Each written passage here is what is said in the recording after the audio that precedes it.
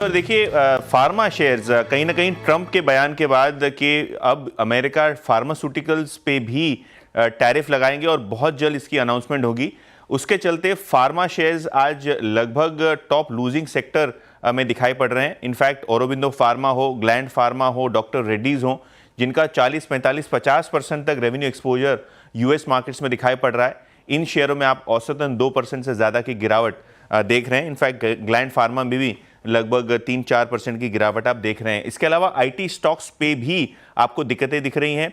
जिस हिसाब से चाइना पे अमेरिका ने 104% कुल रिटेलिएटरी टैरिफ लगा दिए हैं और टैरिफ बढ़ाए हैं, उसके बाद आईटी स्टॉक्स में फिर से एक बार आपको पैनिक दिखाई दे रहा है। विप्रो, टेक महिंद्रा जैसे काउंटर्स में 4-5% तक की गिरावट इंट्राडे में आप देख रहे हैं। तो आईटी स्टॉक्स में थोड़ा बहुत फियर है और उस फियर को सेट ऑफ करता हुआ एफएमसीजी सेक्टर दिखाई पड़ रहा है, जो आज हरे निशान में ट्रेड कर रहा है। दोनों एचयूएल, आईटीसी जैसे काउंटर्स में खरीदारी देखने को मिल रही है। तो थोड़ा बहुत आज जो बाजार का फ्लेवर है वो डिफेंसिव शेयर्स खास करके एफएमसीजी काउंटर्स पे जा रहा है।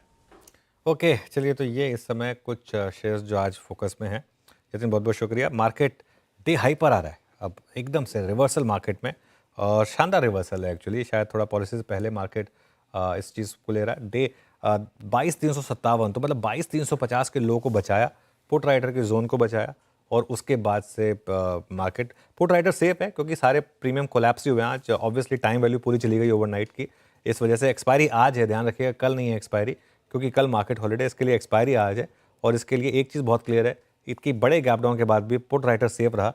और अब बैंक निफ्टी देखिए आप, ये थोड़ा सा पॉलिसी से पहले का शायद आपको बिल्डअप देखने को मिलेगा। यहाँ पर बैंक निफ्टी डे हाई पर आया और उसको लीड कर रहा है। एक बार बैंक निफ्टी कॉन्ट्रीब्यूशन लेकर आइए। लीड कर रहा है HDFC bank. HDFC bank green में आया, कोटक महिंद्रा बैंक ग्रीन में आया।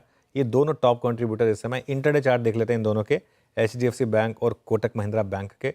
और सिर्फ एक आईसीआईसीआई बैंक है जो अभी भी थोड़ा सा रेड में, लेकिन कोटक भी रख दीजिए एक बार जरा।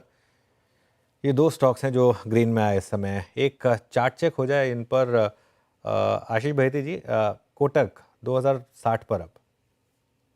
जी, देखिए दोनों में बहुत अच्छा मूव आ रहा है। कोटक और एचडीएफसी बैंक में, और एचडीएफसी बैंक पूरा लीड करता हुआ देखने मिल रहा है। कोटक ने एक अच्छा बेस बनाया है। जो 2030 का जोन था, वहां पे पिछले 2 दिनों का जो गिरावट था उसी जोन के आसपास में था पिछले लास्ट 2 ट्रेडिंग सेशंस का। और हमें लग रहा है इसमें एक बड़ा मूव देखने मिलेगा और स्टॉक अब 2090 और 2120 तक का जोन दिखा सकता है। तो खरीदारी की सलाह है। थोड़ा सा पॉलिसी के बाद और पोजीशन ऐड करने की सलाह रहेगी। इधर जो स्टॉप लॉस मेंटेन करना, वो 2020 का एक एसएल स्ट्रिक्टली मेंटेन करें। मीनवाइल एक बार आप लेकर आइए ग्लेनमार्क। यहाँ पर सचिन जी का टारगेट हिट हुआ है। सचिन, क्या अब इस पर अपडेट रहेगा?